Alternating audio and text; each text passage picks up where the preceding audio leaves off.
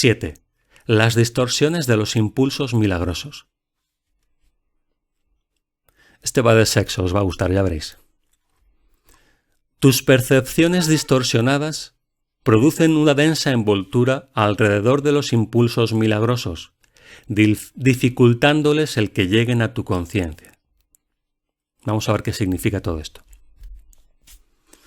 Percepciones distorsionadas, ya sabemos lo que es, una manera equivocada de enfocar o de ver las cosas, como consecuencia de la identificación con el cuerpo. Entonces, repito, tus percepciones distorsionadas producen una densa envoltura alrededor de los impulsos milagrosos. ¿Qué son los impulsos milagrosos?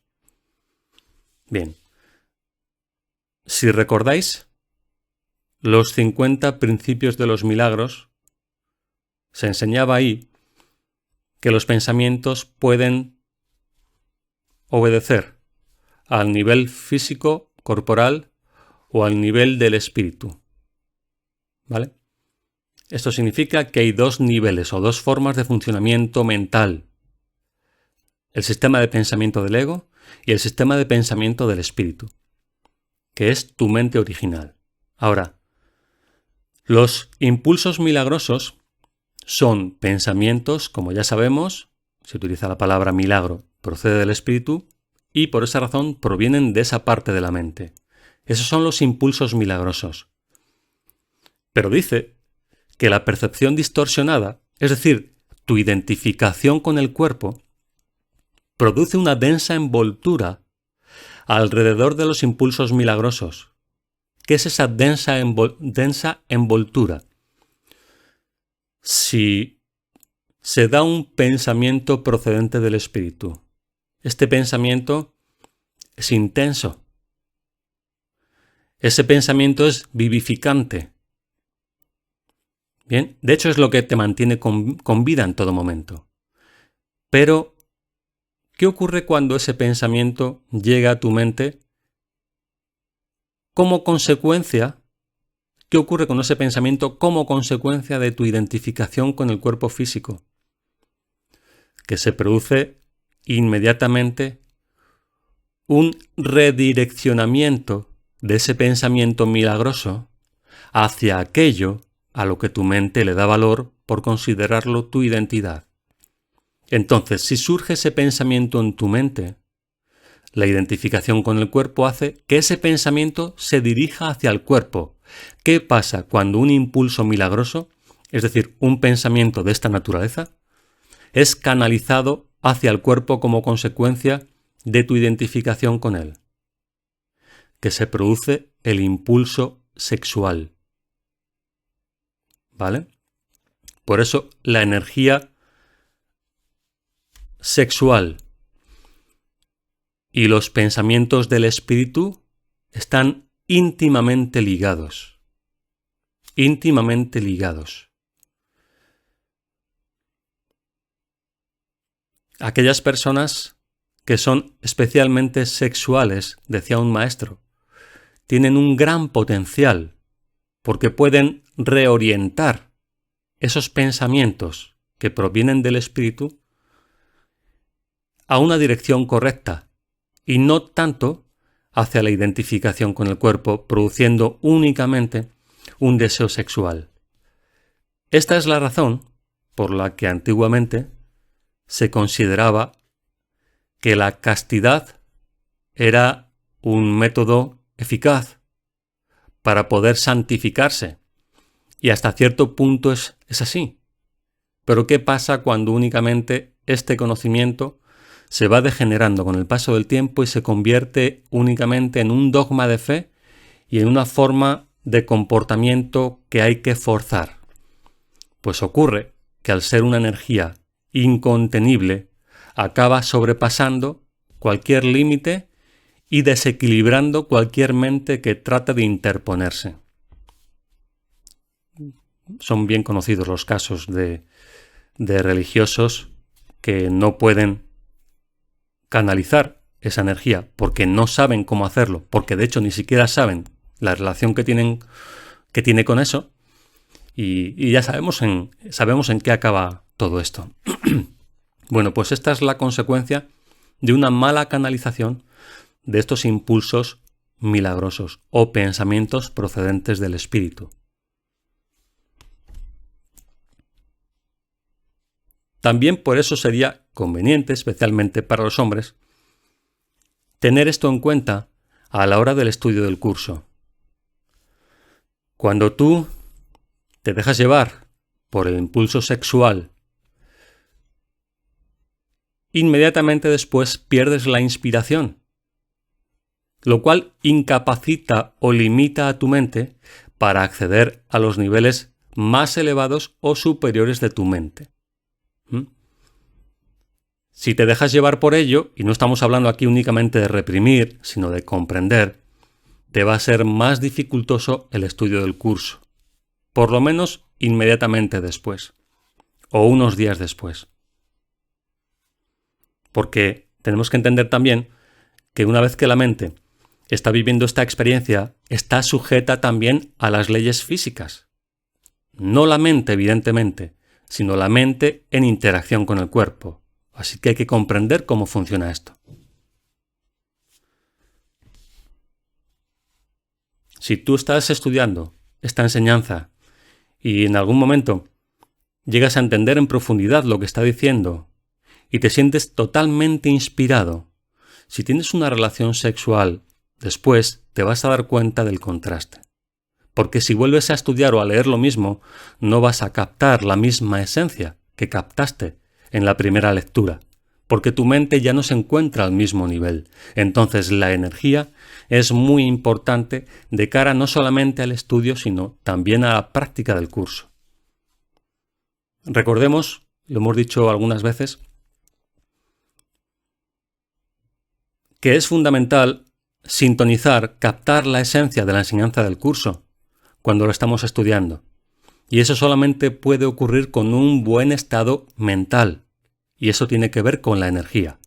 Cómo has dormido, el tipo de sexualidad que tienes, todo esto incide en tu estado mental a la hora de la comprensión.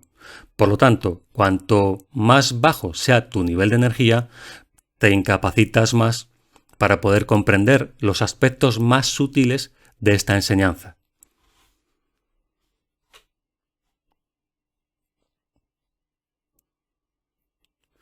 La confusión de los impulsos milagrosos con los impulsos físicos es una de las distorsiones básicas de la percepción.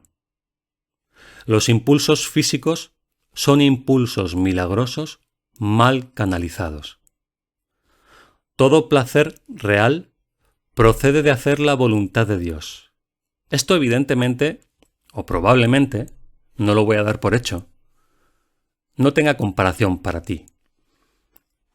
¿Estás comparando un buen sexo con hacer la voluntad de Dios? Si nos parece una cuestión absurda, no pasa nada, dejémoslo reposar ahí. Pero eso es justamente lo que está diciendo el curso, lo cual no significa, como dije el otro día, que esto se entienda hoy. Voy a repetirlo. Todo placer real procede de hacer la voluntad de Dios. Para empezar, el curso afirma que no sabes ni lo que es el verdadero placer, ni lo que es la voluntad de Dios. Así que sería inteligente poner eso ahí en cuarentena. Cualquier conclusión que se pueda extraer de esta afirmación. Porque tú comparas lo que crees saber, que es, por ejemplo, el placer físico, con algo que necesitas interpretar sin tener además todos los datos o toda la información. Así que por esa razón es mejor dejarlo ahí, en cuarentena, hasta que haya un poco más de información.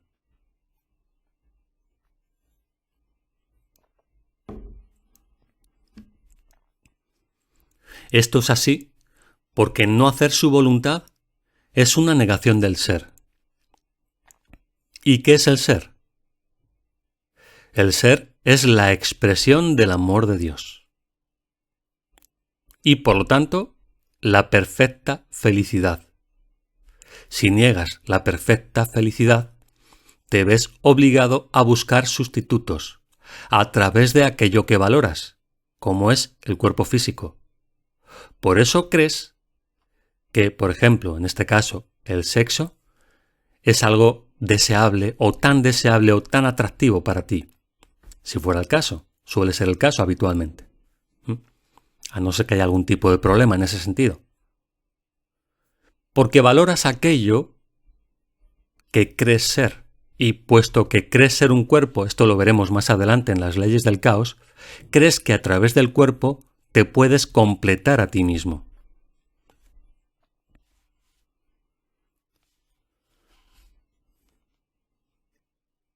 La negación del ser da lugar a ilusiones, mientras que la corrección del error nos libera del mismo.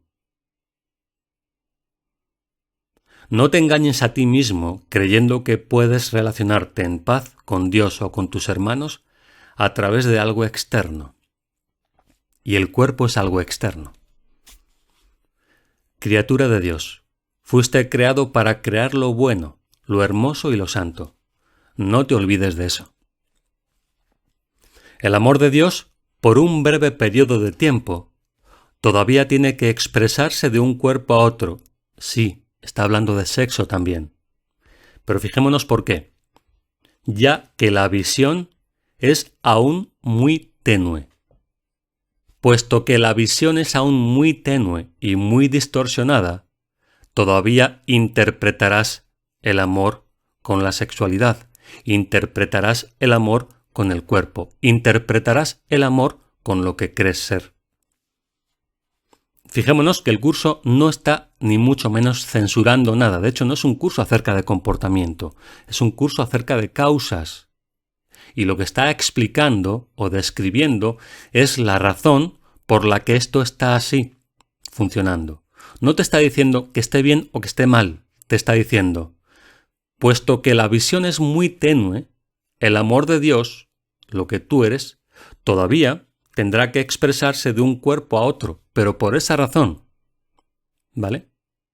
Por otro lado, y esto es muy importante que quede claro desde el principio, nadie tiene que hacer nada que realmente no le produzca motivación. No se trata de forzar comportamientos. Se trata simplemente de que el comportamiento sea la consecuencia natural y fluida de aquello en lo que se cree. Y si a ti te atrae la sexualidad o cualquier cosa que asocies con el placer físico, si ese es el caso, el curso no te dice que lo cambies. Te dice simplemente que aprendas a identificarlo tal como es. El mejor uso que puedes hacer del cuerpo es utilizarlo para que te ayude a ampliar tu percepción, de forma que puedas alcanzar la verdadera visión de la que el ojo físico es incapaz. Aprender a hacer esto es la única utilidad real del cuerpo. Aprender a hacerlo. Estamos en el capítulo 1 todavía, ¿vale? Así que vamos a dejar de lado las exigencias, las autoexigencias, y vamos a dejar que la mente vaya haciendo su trabajo progresivamente, sin tratar de anticiparnos a lo que apenas estamos empezando a comprender. Las fantasías son una forma distorsionada de visión.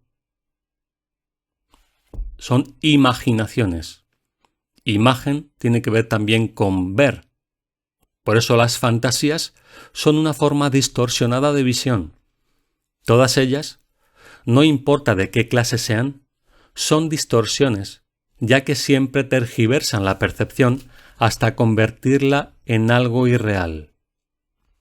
Los actos que proceden de distorsiones son literalmente las reacciones de aquellos que no saben lo que hacen. Vamos a repetir esto. Y vamos a utilizar, por ejemplo, una fantasía sexual, ¿sí? Para tener algo que aplicar a esto que estamos viendo. Las fantasías son una forma distorsionada de visión. Eso en lo que estás pensando es poco probable que ocurra. O si ocurre, es un intento de compensar una tensión interna o una forma de ansiedad. Todas ellas, no importa de qué clase sean, son distorsiones. Para empezar, surgen de la creencia de que eres un cuerpo, cosa que es falsa, ya que siempre tergiversan la percepción hasta convertirla en algo irreal. Los actos, como consecuencia evidentemente, los actos que proceden de distorsiones son literalmente las reacciones de aquellos que no saben lo que hacen. Las fantasías son un intento de controlar la realidad de acuerdo con necesidades falsas o lo que tú interpretas que es la realidad. De acuerdo con necesidades falsas, ¿por qué son falsas? Porque son la consecuencia de tus distorsiones de percepción. Entonces llegas a la conclusión de que tienes cierta necesidad, puesto que soy un cuerpo, tengo necesidad de ciertas cosas. Si deformas la realidad de cualquier forma que sea, estarás percibiendo destructivamente, porque no es creativamente. Las fantasías son un medio para hacer asociaciones falsas. Yo soy un cuerpo, por lo tanto, si me encuentro con este otro cuerpo, y tratar de derivar placer de ellas. Utilizo el cuerpo, que es un objeto de mi percepción, para identificar a mi mente con él. Y por lo tanto llego a la conclusión de que ese otro cuerpo me puede brindar la felicidad, la compleción o el placer, que yo he llegado a la conclusión que carezco de ello por alguna razón que no llego a entender. Mas si bien puedes percibir asociaciones falsas, nunca podrás hacerlas reales excepto para ti.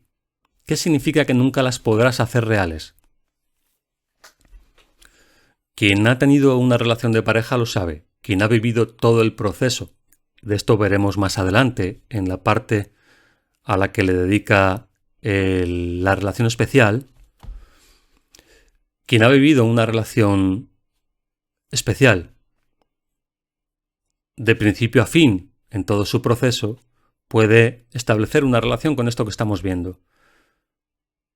Si bien puedes percibir asociaciones falsas, nunca podrás hacerlas reales excepto para ti. Cuando encuentre a esta persona maravillosa, mi vida cambiará. Y aparece esa persona maravillosa. Y de hecho puede ser tan maravillosa que incluso no creas que mereces una relación así. Podría darse el caso, pero imagínate que, a pesar de eso, esa persona se queda. Y se pone en marcha todo el mecanismo del enamoramiento, de la pasión, de la intensidad. Parece que, aunque sea brevemente, has logrado eso que estabas buscando. El curso dice, nunca podrás hacerlas reales excepto para ti. Te parecerán reales, pero ¿qué ocurre? Que el tiempo hace su trabajo y acaba echando abajo todo aquello que no es real. Y en este caso, ¿qué significaría que fuese real? Una relación que tuviera un propósito real, y el único propósito real que se puede entablar en este mundo es el que el espíritu le da. Y si esas mentes que participan en ese tipo de relación no están mínimamente gobernadas por el espíritu y se basan únicamente en su identificación con el cuerpo, inevitablemente esa relación acabará cayendo. Y no necesariamente en la forma. Puede ser que la forma continúe incluso de por vida, pero será una relación muerta por dentro, será únicamente una carcasa vacía, porque no está basada en nada real, sino únicamente en el intercambio de fantasías. Tú me vas a satisfacer a mí, yo te voy a satisfacer a ti, en todos los sentidos. Lo cual acaba mostrando que finalmente era simplemente mi fantasía, la idealización que había hecho de esa persona, lo que creía que me iba a satisfacer.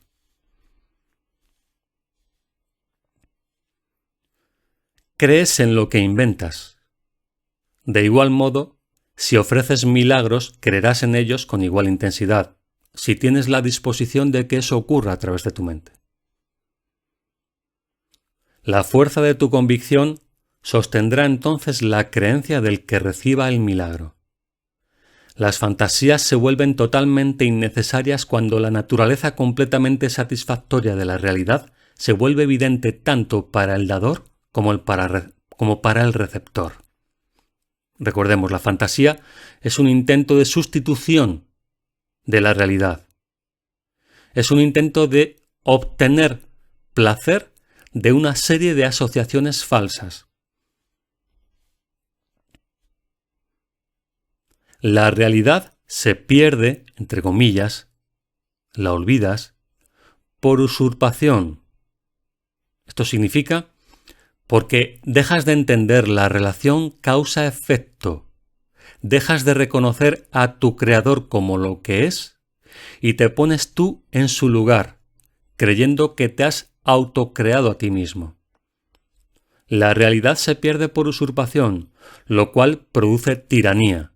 Ahora es tu mente equivocada, el sistema de pensamiento del ego, lo que te domina. Lo que decíamos antes, la clase anterior, el sistema de pensamiento del ego a cargo de la mente. Mientras quede un solo esclavo caminando sobre la faz de la tierra, tu liberación no será total.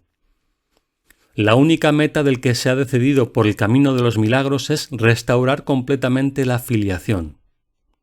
Y eso lo hace aceptando totalmente su función en este plan, que es aceptar la expiación para sí mismo.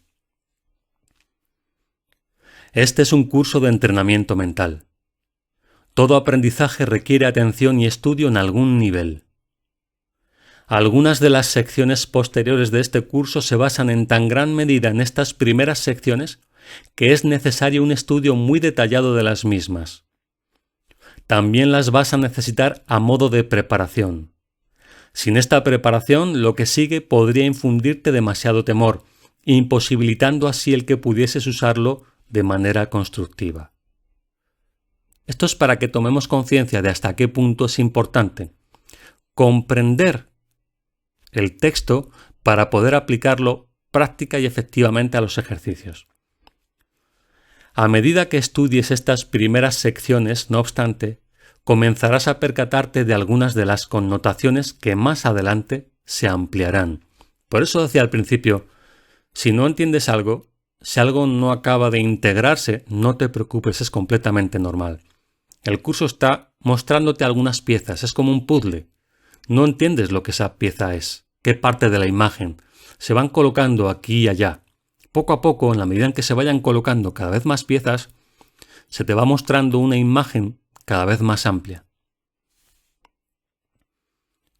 Se necesitan sólidos cimientos debido a la confusión que hay entre el miedo y la reverencia, a la que ya hice referencia anteriormente y en la cual incurrimos con frecuencia. Dije que la reverencia no es apropiada en conexión con los hijos de Dios, porque no deberías experimentar reverencia en presencia de tus semejantes. No obstante, puse de relieve asimismo que la reverencia es apropiada en presencia de tu Creador. He tenido mucho cuidado al clarificar mi papel en la expiación sin añadirle ni restarle importancia. Estoy tratando también de hacer lo mismo con el tuyo. He subrayado que la reverencia no es una reacción apropiada hacia mí debido a nuestra inherente igualdad. Algunos de los pasos posteriores de este curso, no obstante, entrañan un acercamiento más directo a Dios mismo. No sería prudente iniciar esos pasos sin una preparación cuidadosa, pues de lo contrario, la reverencia se confundiría con el miedo y la experiencia acabaría siendo más traumática que benéfica. La curación, en última instancia, procede de Dios. Se te están explicando cuidadosamente los medios. La revelación puede, de vez en cuando, revelarte cuál es el fin, pero para alcanzarlo los medios son necesarios.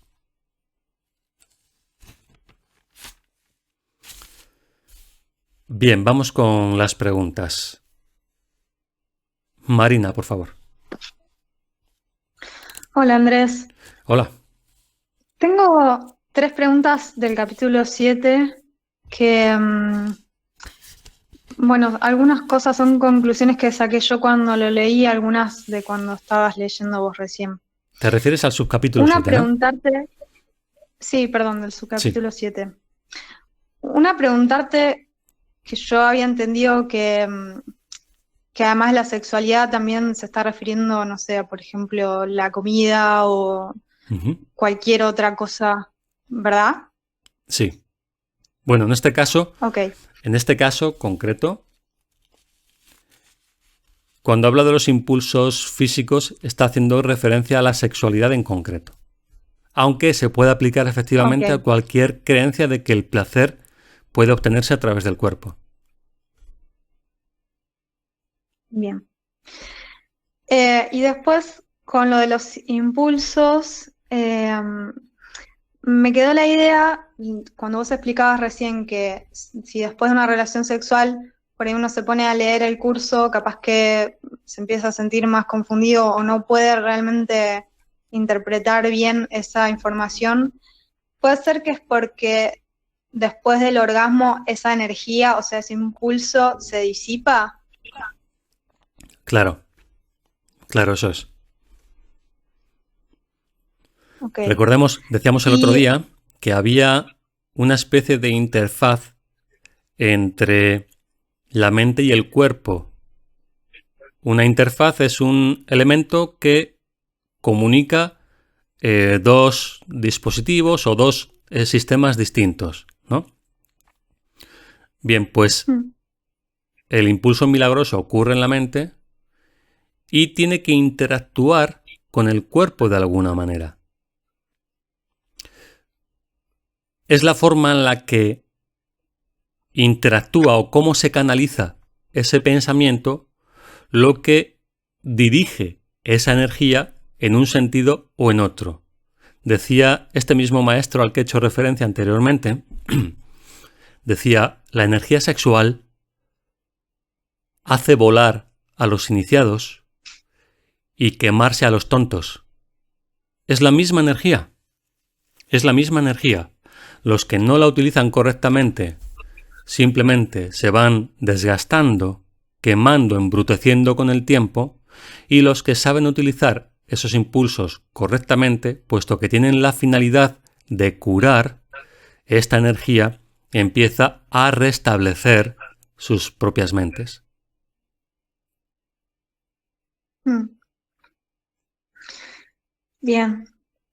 Y tengo una pregunta más. Sí. ¿Puede ser que sea por eso que en los momentos, por ejemplo, de mucha inspiración, de creación, por ejemplo, no sé, musical, o cuando uno está con un proyecto y se siente como muy motivado y muy inspirado, baje la necesidad de tener relaciones sexuales? O sea, ¿puede ser que no se pueda tener todo al mismo tiempo o no tiene nada que ver? Está directamente relacionado, porque cuando esa energía se canaliza correctamente, empieza a activar los centros, por decirlo así, más elevados o sublimes que de alguna manera el que no tiene ese tipo de conexión busca a través de sustitutos. Imagínate, por ejemplo, si tú estás escuchando una música en un momento determinado que te hace sentir profundamente inspirada,